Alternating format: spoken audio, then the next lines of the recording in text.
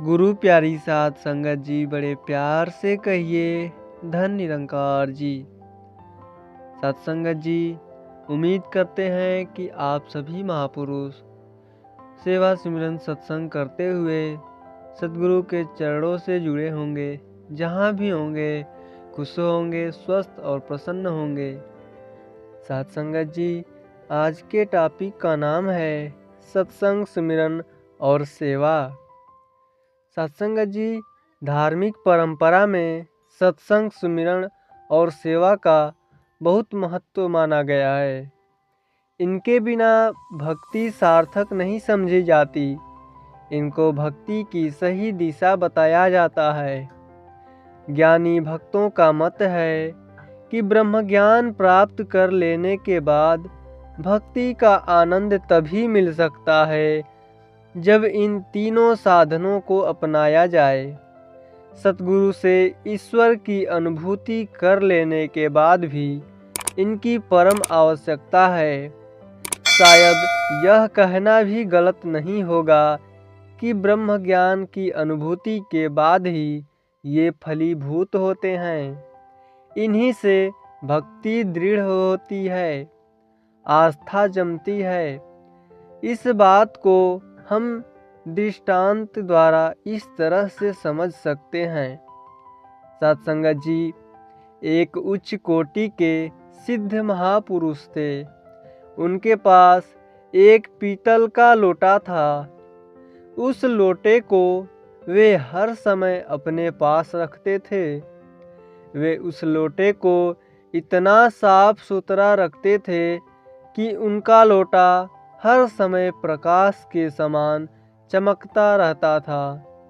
उस महापुरुष को जब भी समय मिलता तो वे उस लोटे को साफ करने में लग जाते थे। एक दिन एक व्यक्ति ने उनसे इस बात का कारण पूछा तो उन सिद्ध महापुरुष ने कहा कि भाई, खाली समय में अपने मन को खाली छोड़ दोगे तो यह चंचल मन तुम्हें भटकने पर बाध्य कर देगा।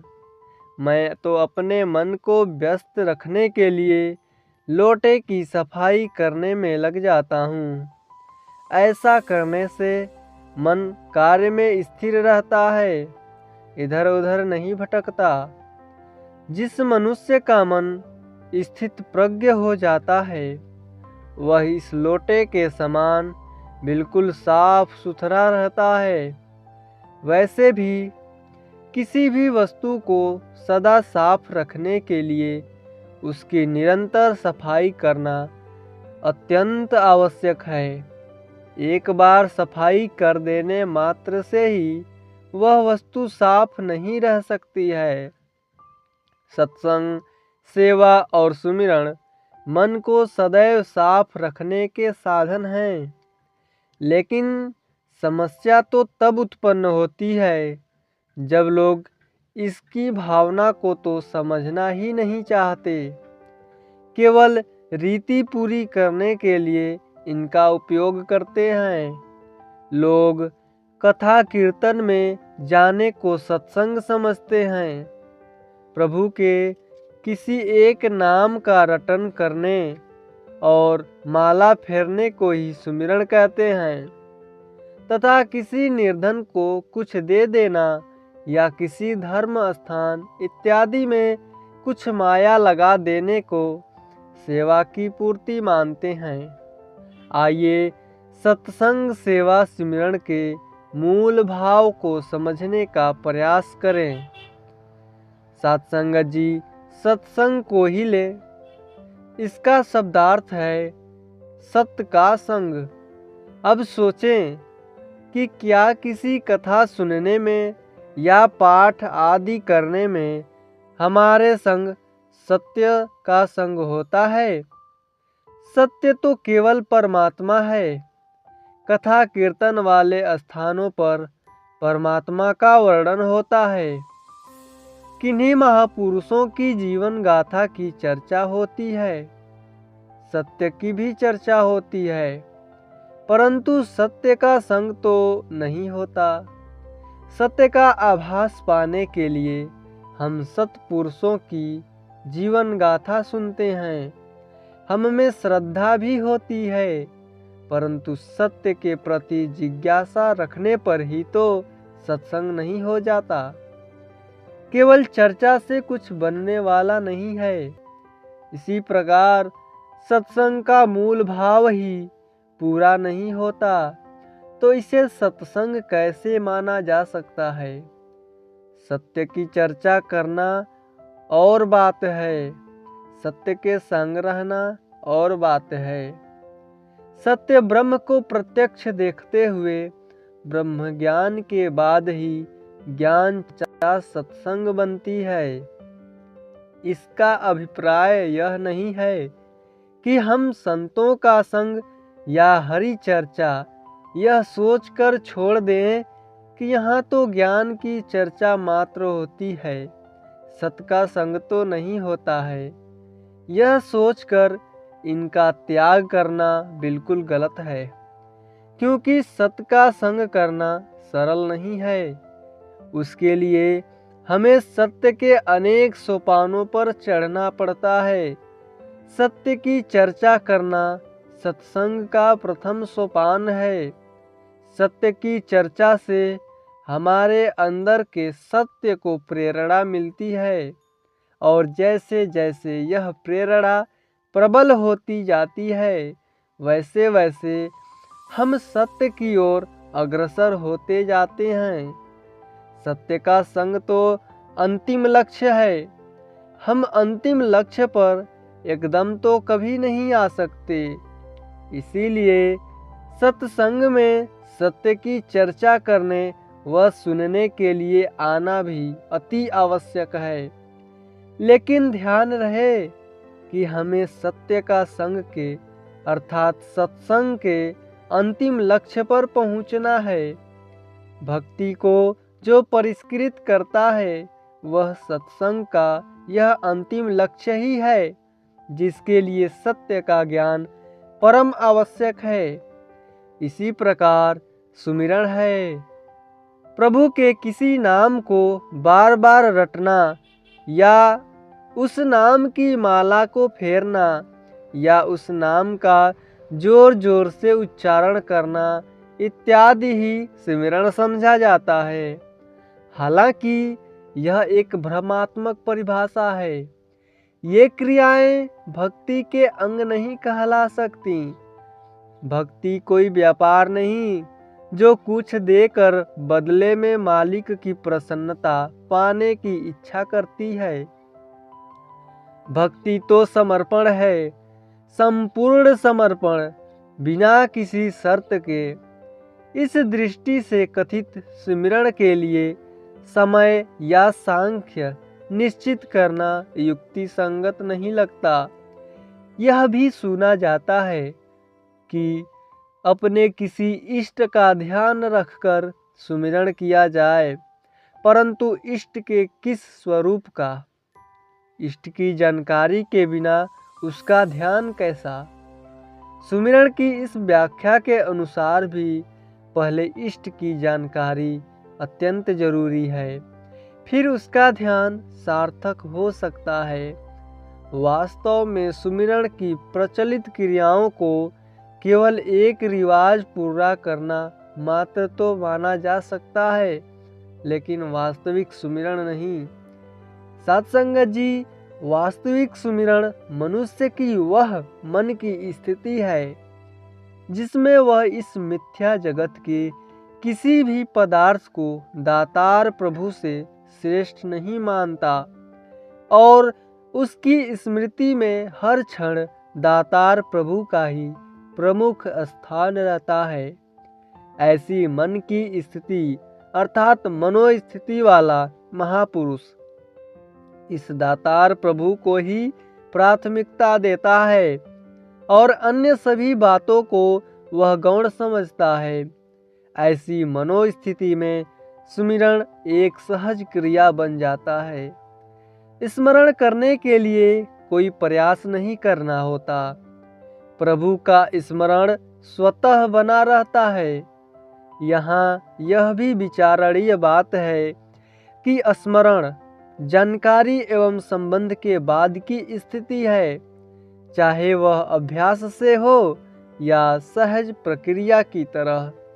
सुमिरण प्रभु ज्ञान से पूर्व सार्थक नहीं, यह भी ब्रह्म ज्ञान की अनुभूति के बाद की क्रिया है। साध संगत जी, इसी श्रृंखला में सेवा है। यह केवल दूसरों के काम आने का नाम नहीं है। दीन दुखियों की सहायता ही मात्र सेवा नहीं है, बल्कि उनके दुख निवारण का सार्थक प्रयत्न सेवा है। सोचने की बात तो यह है कि किसी धार्मिक स्थल का निर्माण करके भूखों को एक समय खाना खिला के, किसी अनाथ या विकलांग की थोड़ी आर्थिक सहायता करके क्या हम सेवा के मूल भाव को पूरा करते हैं? सेवा पर विचार करते समय सेवा और सहायता के अंतर को ध्यान में रखना अति आवश्यक है। सहायता में एहसान भाव होता है, जो अहम तुष्टि का भी साधन हो सकती है। सहायता जरूरतमंद की जाती है। सहायता करने वाला पद साधन संपन्नता आदि की दृष्टि से जरूरतमंद के मुकाबले सबल या श्रेष्ठ स्थिति में होता है। कर्तव्य बोध से या अहम तुष्टि के लिए वह दूसरों की सहायता के लिए आगे आता है। समाज सेवा के अधिकतर कार्य इसी श्रेणी में आते हैं। इस विषय में ध्यान रखने योग्य बात यह है कि सहायता से तात्पर्य किसी के काम आना होता है, उसे खड़ा करना होता है, ऐसा सहयोग प्रदान करना होता है कि वह व्यक्ति स्वयं ऊपर उठ सके। लेकिन अक्सर ऐसा होता है कि सहायता प्रदान करने वाला स्वाभाविक रूप में सहायता प्राप्त करने वाले से कृतज्ञता अभिव्यक्ति की आशा करता है और अहम का शिकार हो जाता है। आमतौर से सहायता को ही सेवा मानने की भूल हो रही है। सेवा किसी श्रद्धेय की होती है, अपने से महान की होती है। इसमें अहंकार की संभावना कदापि नहीं होती। इसके विपरीत सेवा करने वाले का सेवा का अवसर प्रदान करने वाली विभूति के प्रति कृतज्ञता ज्ञापित करता है। अपने बराबर के या अपने से हीन लगने वाले व्यक्ति की सहायता होती है और अपने से उच्च की सेवा होती है। सेवा इष्ट की होती है, संत महात्मा की होती है। इसीलिए सहायता करने वाला हिसाब किताब रखता है, सेवा करने वाला कभी नहीं हिसाब रखता। सेवक तो सदा यही अनुभव करता है कि वह अपने श्रद्धेय की योग्य सेवा नहीं कर पाया। सहायता एक सामाजिक क्रिया है और सेवा भावना का प्रधान आचरण। सेवा के लिए मानव मात्र को भगवत स्वरूप में देखना आवश्यक है। जब जन जन पार ब्रह्म का ही स्वरूप लगता है तो उनके प्रति किए गए सभी कर्म सेवा बन जाते हैं। इसी प्रकार सेवा ब्रह्मज्ञानी के जीवन में सभी को ब्रह्म रूप देखने की व्यवहारिक अभिव्यक्ति है। साध संगत जी, इन विवेचनाओं का यह अर्थ नहीं है कि किसी जरूरतमंद की आर्थिक सहायता करना, भूखे को रोटी देना, विकलांग को सहारा देना व्यर्थ है। हमें सदा यह याद रखना चाहिए कि समाज के प्रत्येक व्यक्ति के प्रति हमारा कर्तव्य है। यदि हम ऐसा करते हैं तो हम अपने कर्तव्य का पालन कर रहे हैं। यदि हमारा पड़ोसी आर्थिक तंगी में है और हम उसे आर्थिक सहायता देने में समर्थ हैं तो अवश्य देनी चाहिए, क्योंकि ऐसा करके हम एक अच्छे पड़ोसी का कर्तव्य निभा रहे हैं। हाँ, यदि हम किसी जुआरी को आर्थिक सहायता देते हैं तो गलत है, क्योंकि जुआरी हो सकता है उस आर्थिक सहायता का दुरुपयोग करे। इसीलिए महापुरुषों ने कहा है कि पात्र देखकर दान देना चाहिए। सहायता एक अच्छा सामाजिक गुण है, लेकिन इसे सेवा मानना भूल है। साथ संगत जी, कर्तव्य के दृष्टिकोण से कुछ उपकार करना हमारा सामाजिक दायित्व है, परंतु सेवा इससे भिन्न है। सेवा मनुष्य द्वारा दिया गया एक ऐसा योगदान है जिसका लाभ संपूर्ण मानव समाज तक पहुंचता है। इस योगदान का लाभ प्रत्येक व्यक्ति को मिलता है, चाहे वह किसी भी जाति, किसी भी मजहब आदि का क्यों ना हो, क्योंकि सेवा के समीप कोई भेदभाव नहीं होता। उसे तो हर रूप में प्रभु का प्रतीत होता है। सेवा से संपूर्ण मानव समाज में धर्म, ज्ञान, विज्ञान, कला आदि का विकास होता है। एक महापुरुष अपने ब्रह्म ज्ञान द्वारा आध्यात्मिकता को बढ़ाता है। एक वैज्ञानिक अपने आविष्कारों द्वारा समाज का कल्याण करता है। एक दार्शनिक अपने दर्शन से समाज का मार्गदर्शन करता है, जबकि एक कलाकार अपनी कला द्वारा समाज के सौंदर्य बोध को उजागर करता है। साथ संगत जी, इन विश्लेषण से हमें स्पष्ट होता है कि सत्संग, सेवा और सुमिरन भक्ति मार्ग में अति आवश्यक हैं, लेकिन वे जिस रूप में प्रचलित हैं उन्हें सत्संग, सुमिरन या सेवा नहीं माना जा सकता।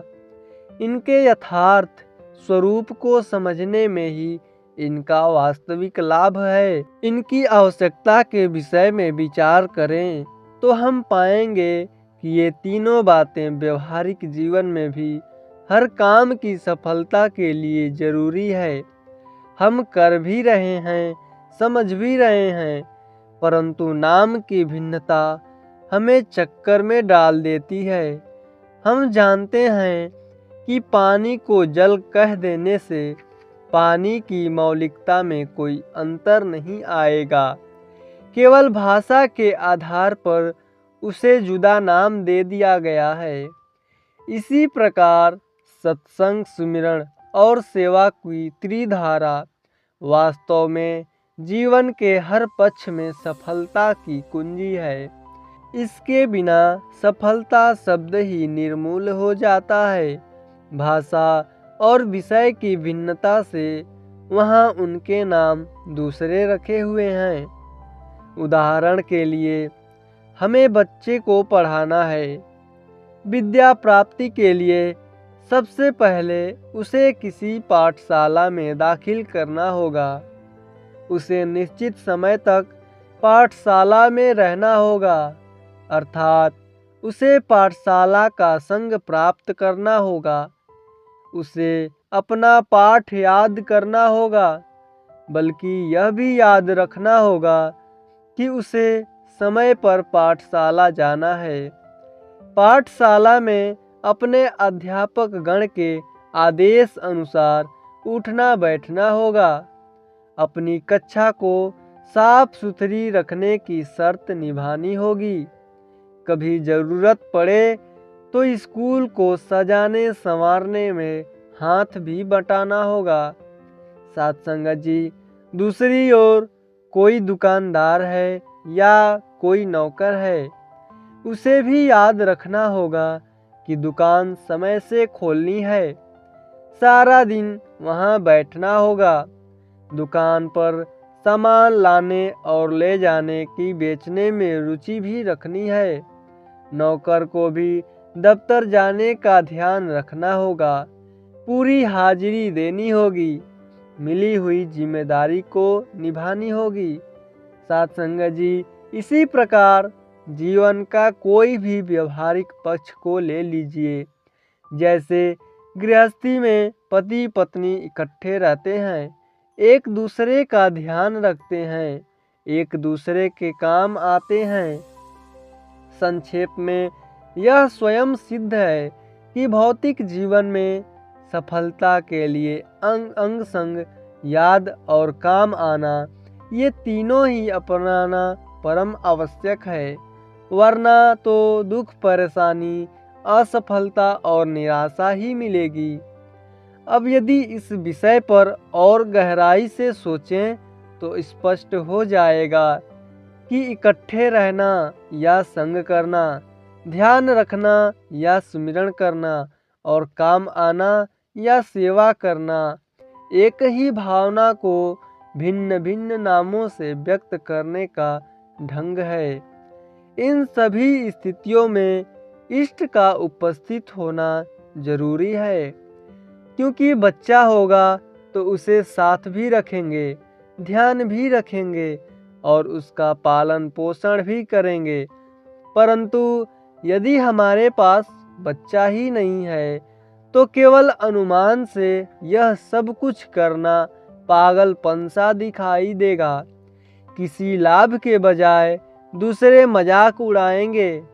सत्संगत जी, ब्रह्मज्ञानियों ने इसीलिए ईश्वर की अनुभूति के बाद सत्संग, सेवा, सुमिरन को अति अनिवार्य घोषित किया, क्योंकि इनके न रहने या न करने से न ज्ञान परिपक्व होगा और न ही कोई लाभ मिलेगा।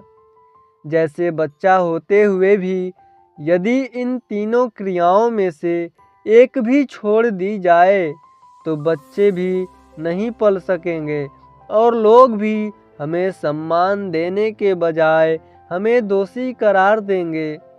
सत्संगत जी, सत्य ही ईश्वर है, इसकी अनुभूति करके इसके संग रहना ही सत्संग है। इकट्ठे बैठकर या अकेले इसका ध्यान एक मस्ती देता है, सतगुरु की कृपा याद दिलाता है। सतगुरु के इस महान उपकार के लिए उस पर न्योछावर होने का दिल होता है। उसके आदेश का पालन सेवा बन जाती है, जिससे जन जन का कल्याण होता है, सहायता नहीं। सद्गुरु के प्रति समर्पित भाव से होने वाली क्रियाओं में किसी प्रकार भी अहम का दखल नहीं हो पाता है, क्योंकि मैं तो तू में समाई होती है। इसी प्रकार सत्संग, सुमिरन और सेवा एक ओर हमारे जीवन को स्वच्छ, पवित्र और आदर्श बनाते हैं, तो दूसरी ओर हमारे ज्ञान को परिपक्वता और सुदृढ़ता प्रदान करते हैं। सत्संगत जी, बड़े प्यार से कहिए जी। धन्य निरंकार जी।